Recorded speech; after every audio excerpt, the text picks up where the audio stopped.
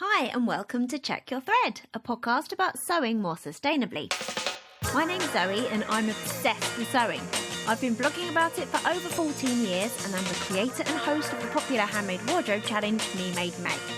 But like many people, I've become increasingly concerned about the climate crisis and the way that my lifestyle contributes to it.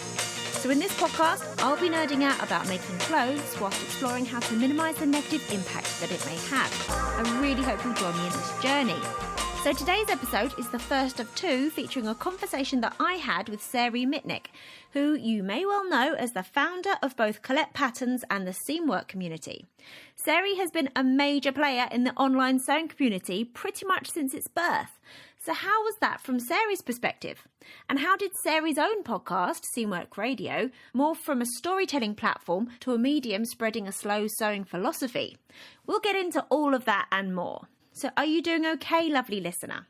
I'm feeling decidedly hay fevery, which on the plus side means that nature is doing its thing and rolling into a new season. Thanks heaps to everyone for the great feedback from last week's episode, Stashes and Spaces with Shams Eldin Rogers. Personally, I'm struggling to rebrand my fabric stash as a resource centre, but I think the mindset shift will be more likely to stick when the amount of fabric I own has been whittled down a bit and I feel a bit more in control of it all. A lovely new listener called Catherine left a couple of wonderful comments on the Check Your Thread website, including one saying that they first encountered the term stash to refer to craft supplies on a knitting group mail server back in the 90s. I wonder if that was the first known use of that term. If you know of any earlier usage, please report back. Catherine also provided some very useful feedback on the recent Sewing for Body Changes episode and shared with me a link to a Threads article about inserting a triangle of elastic into the side seam of tailored trousers. I've included the link in the show notes, so do check that out because it could be a great additional option for you to accommodate body changes and fluctuations. I also want to let you know about an in real life event that might be of interest to you. It's called So Sustainable Fair and it'll be taking place in London on the 22nd of April this year. I am so excited about it because sustainability and environmental and ecological impacts are so often treated as a niche aspect of the sewing industry. It is so cool that there's an entire event taking place with sustainability at the very centre. It's being organised by Sarah of Olive Road Fabrics and there'll be lots of stalls plus making workshops and talks. I'll be there in the afternoon giving a talk about how to sew more sustainably. So if you do go to the event, please make sure you come up and say hello. Entrance is free, but you have to get your ticket via Eventbrite. Find the link in the show notes for that. So are you sewing anything at the moment? And did you sign up to the last Sewist Standing Challenge that I mentioned in last week's episode? I'm still plugging away at the zero waste utility jumpsuit for my daughter and it's looking so cool. Honestly, every zero waste sewing pattern I make is full of fun discoveries, which is why I bought the zero waste bell jacket pattern by Birgitta Helmerson just before the start of last Sew a Standing Challenge, so that I'll have another fun zero waste pattern to explore whilst I bust my stash. I also bought a blouse pattern to use with a very lovely piece of printed viscose that's been in my stash for a couple of years, plus a quilted slippers pattern because my current slippers are nearly dead and I thought that it would be a useful pattern to use up some scraps of pre-quilted fabric left over from my husband's bomber jacket, and that is a project that I'm also still working on. So if you're taking part in the challenge, I hope you're feeling pumped and excited for it. I really am. And the interesting thing is, it's actually making me consider what else in my life I can get away with not buying for as long as possible. Right, I want to say a massive thanks to existing patron Whitney for upping their amount of support this week. And massive thanks to two new patrons, Abby and Paula. You are all awesome. If you'd like to help keep this podcast going and have access to the Check Your Thread Patreon feed, please head to patreon.com/checkyourthread to sign up for any amount of your choosing. I'm going to stop blabbing on now so we can get stuck into this convo with Sarai. Have a great week, take care of yourself, go to the show notes for all links and info, and enjoy.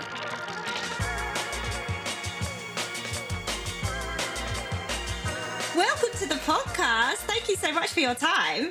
I am so happy to be here, Zoe. Thank you for having me. This is so crazy for me because you are so linked to my experience of like the online sewing community, especially when I, first got into it. So would you mind starting the way I like to start my podcast with, could you tell us who you are, where you are, and what fills your days?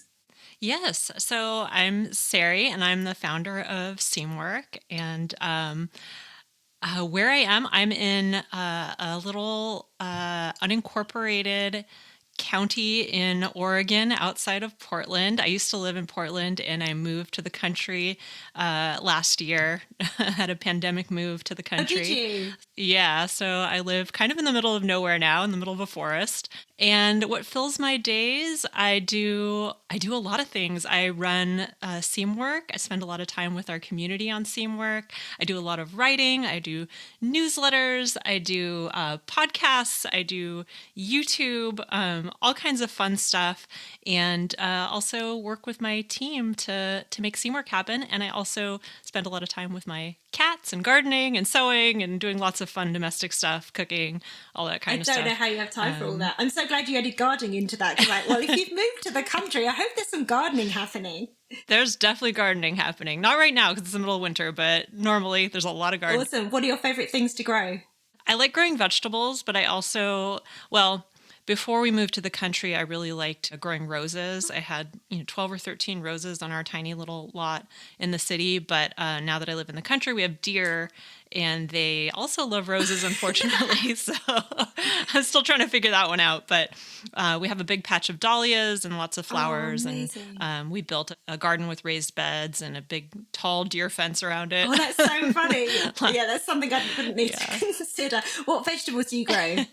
I grow tomatoes, squash, lots of beans, peas, kind of the usual stuff, root vegetables of all kinds, parsnips. I love parsnips, Me too, carrots, all kinds of stuff. We just had our first frost today, and I'm like, right, that means I'm allowed to pick my parsnips. Yeah, I love parsnips. Underrated vegetable, in my opinion. Absolutely. Amazing. So there's so much I want to talk to you about, but I know I only have an hour of your time, so let's get cracking. I really want to start at the beginning. So obviously you're a very experienced sewer, but how did you get into it in the first place? Well, I started sewing when I was in high school. So I think I was 16 or 17, and I really wanted to I was going to my junior prom, and I really wanted to make a dress for it. So I asked my grandmother to show me how to sew, and I didn't really realize that making a prom dress was not really a first project for somebody. So she ended up actually making the dress, but she did teach me how to use a sewing machine and how to start sewing. And then I got my own machine, and I began kind of teaching myself, I would say, for the most part. She definitely showed me kind of the fundamentals and how to operate the machine, how to thread the machine, how to cut fabric, all of that real beginner stuff. And then I just kind of dove in. I was a very adventurous beginner. I just like to try new things, and I would buy patterns and try them out and fail all the time. And it was a real process of trial and error for the first few years. But over time, I practiced and I got better, and I did a lot of research and started learning. This was the days before YouTube, obviously, and there wasn't as much information online, but I would buy books and get books from the library, and over time I kind of taught myself. So the first patterns you were getting, it was like the big four type patterns. Mm-hmm. Yeah, from Joann and other chain stores like that. Yeah. I grew up in the suburbs, so that's what we had. Right, yeah. But I loved it. I loved sewing from the very beginning. I've always loved clothes. I've always loved textiles. I don't know what it is. There's just something about playing with textiles that just really fills me up, and it always has. So it's such a pleasure and such a gift to be able to do this for a living now, and to be able to share that joy with other people as well. And for such a long time, and in so many different ways as well. So I was trying to think back of when I first discovered you and your work, and I think it must have been around, I think I started following your blog, Sweet Sassafras, about 2008. Does that sound about right? It was before I even launched the company, before I even started. Absolutely. Yeah, it was just like my personal blog with lots of crafts on it. Yeah. So then, of course, as you say, you then started one of the very first independent sewing pattern companies, Colette Patterns. So I just remember so clearly, like the first range that you released. I made that, I could never pronounce it. Is it the bayonet skirt? The beignet, Beignet. yeah. I love that. I made it in red twill and I loved it. Zoe, I remember that. Do you? I remember that skirt you made, yeah. So funny.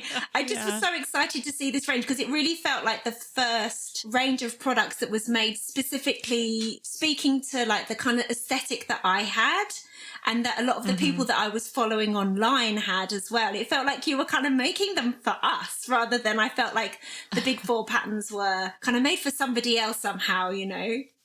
So what was your experience of the online sewing community at the beginning, and like what then led you to start a pattern company when there wasn't really much of a blueprint to do that? Yeah, I mean, there were some independent companies that had been around for a while, but like you said, I think they catered to a different audience. You know, when I first started, I don't think there was that much of an online sewing community at the time. I remember it was really hard for me to find sewing blogs. Yeah, and everyone had a blog reel, didn't they, at the side, and so you'd see who they followed to see if there was anyone that you'd want to follow. Yeah. There was definitely a lot of craft going on, though. You know, there was this real renaissance with craft at the time. Absolutely. And especially with knitting. And I'm also a knitter. I love knitting. Now, I don't think I was knitting back. No, I didn't start knitting until a few years later.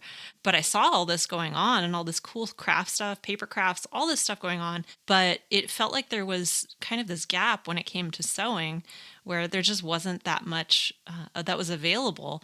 And sewing it's such a skill, you know, it's such a compound skill that you have to really practice. And I think a lot of people learn to sew just by using patterns and trying things out the way I did. And I didn't feel like there were patterns out there that were really geared towards that. You know, the big four patterns kind of assumed a lot of knowledge about sewing that a lot of people didn't have. And I knew there were a lot of people out there that wanted to start sewing, or maybe they knew a little bit about sewing and they wanted to get better at it and practice it and make their own clothing, make their own wardrobes. I don't know if you remember Wardrobe Remix. Do you remember that?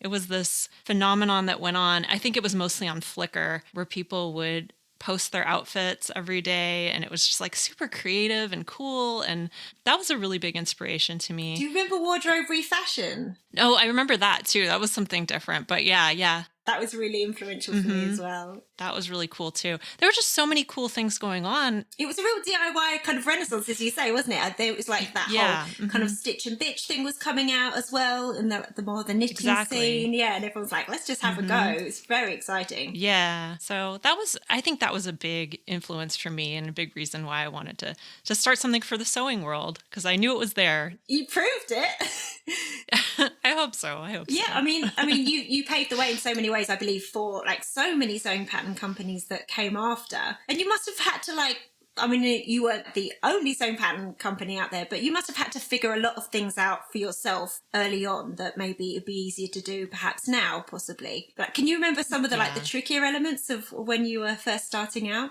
Oh my goodness, so many things. And I did everything the hard way. You know, I didn't just want to like make something that was like everything else out there. So I, for example, designed this special packaging. I just enjoyed the concept of having nice packaging. So I designed this special packaging that was like a booklet that you would open. It had a little pocket in the back where the tissue paper pattern would slide in, and then the actual instructions were in a book format, and it had a stitched binding. I remember. It was very thoughtful, but it was not easy to do, and it was not cheap to do. I remember we hired this tiny little company to produce the booklets, all the packaging, not the tissue paper pattern, but everything else. We were living in Oakland, California at the time, and they were local to us, and it was just like a two-person company, and I felt really good about, hiring somebody that was local and small. And when they delivered our packaging, they had printed everything backwards. So the books opened up like a Japanese book would from the other side. And they tried to pass it off like it was intentional. And I was like, this is not what I wanted. I just remember that as being like, we had so much inventory and we had to kind of, fight with them a little bit to get them to do it right. But I think that was a lesson for me early on, and in quality control for one thing, but also, the amount of work it takes to get something off the ground is it's always more than you think. Absolutely. Yeah. It was like, if you look back, you're like, would I have bothered? Like, there was so much work. So it just then kind of grew and grew and grew, didn't it? Mm-hmm. Yeah. And it was really a joy. We ran Colette Patterns. I say we, at first it was just me for quite a while, and I was operating out of my kitchen for quite a while. And eventually I had a part-time assistant, and then eventually my husband and my partner Ken came on board. He'd already been helping out with the website and things like that. He's a web developer. Handy. So he came on board eventually. So we were a little tiny company, and eventually after a couple years, I think, moved into a tiny little 300 square foot studio out of the kitchen. So it grew over the next few years, slowly but surely. But the community really did grow. The community just blossomed and got so much bigger, and there's so many more people and companies involved now, and it's just been wonderful to watch over the last several years. Yeah, it's kind of wild, isn't it? So at what point did Seamwork come to be? Seamwork started in 2014, so it was the end of 2014. So I had been running the company about 5 years, and we've been doing printed patterns. We were doing digital patterns as well. We were doing both wholesale and retail at the time. So we had a network of shops that we worked with. And I had this idea of starting something that was a little bit different, that was mostly an online company rather than focused on a paper product. One of my inspirations was, we were talking about the craft renaissance at that time. I don't know if you remember Knitty magazine, which was a online knitting magazine. No, I've only just got into knitting over the last year. Oh, really? So no, I don't know these references. It was an online knitting magazine, and it was all free and ad supported, I think. And they had free patterns, and it came out once a quarter. And I just thought it was the coolest thing. And I wanted to do something sort of like that. I wanted to have an online pattern magazine, basically. Yeah. So that's how it started. It was more of a digital magazine concept at that time. And it's sort of evolved over the years. And now it's more of a community, more of a membership, rather than focused just on having a magazine every month. And you release 2 patterns every month, is that right? Yeah, we have 2 patterns every month, and we've been doing that since 2014. So we have a lot of patterns. That blows my mind. I was looking at it the other day, and I was looking at all these patterns. I was like, there's so many patterns. I can't believe the amount of work that must be. And so for a while, you had Colette and Seamwork parallel at the same time. Is that right?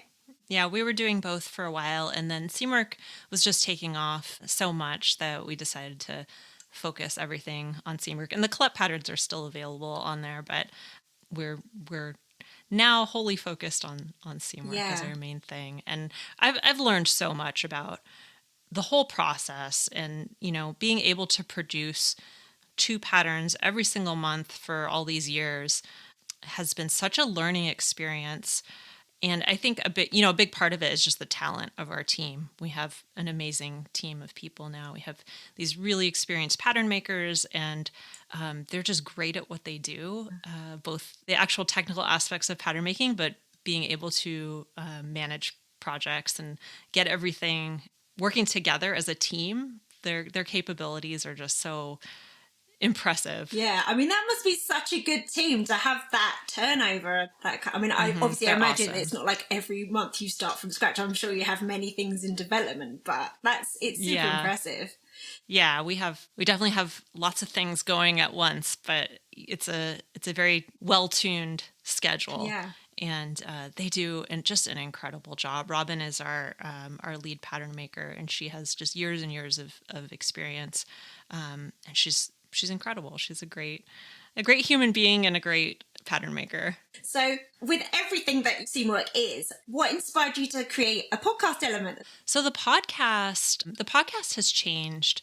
So we started the podcast originally, I don't know what year it was several years ago, and ran it for a while. And the original concept of the podcast was more of a storytelling podcast. And it was sort of a passion project for me because I personally love podcasts. I love listening to podcasts, and I really like narrative storytelling based podcasts. So I wanted to do something like that. So that was the original concept, and we were putting out episodes. I think we started with one a month, and we did some really, really amazing episodes. The first one was with Jenny from Cashmerette, and which is still like one of my favorite episodes. It's really wonderful. And the stories that we told on those early episodes just really still stick in my mind and, make me emotional. They're beautiful stories that aren't always centered around sewing, but they touch on sewing. And we did that for a while, but I really ran out of time and ran out of steam to make them in the way that I wanted to make them. And so we put it on pause for a while. And then people really missed it. They kept writing to us and asking us about it. And we shifted things around to try and make it work again. So we started producing episodes again. And over time, we realized that some of the episodes that were most popular weren't necessarily these storytelling episodes, but they were just these more organic conversations. Yeah, because you have a lot of episodes yourself and Hayley, don't you? Yeah, that's the majority of it now, because we're able to just, speak to everyone's experience with sewing, and that's been really fun. It's just an amazing outlet and a way to kind of draw the community into conversation, and I love doing it. It's one of the highlights of my week whenever we get to record podcasts, so it's awesome. So do you record one a week, or do you kind of batch record? How do you do it? We do it in batches, so we'll record between 2 and 3 episodes. 2's kind of our sweet spot at one time, but we're changing things up. We've been recording remotely throughout the pandemic, but especially because I live outside of Portland now, but next year we're going to try and record in person again, because the conversation just is a little bit different when you're in person. It really is, isn't it? And you kind of think, well, why? I'm still me, you're still you. Mm-hmm. But the dynamic is so different, isn't it? Yeah, and it's tough sometimes with the technical challenges, with lag and things like that. You don't want to interrupt each other. I'm sure everybody who's been on Zoom knows what that feels like. So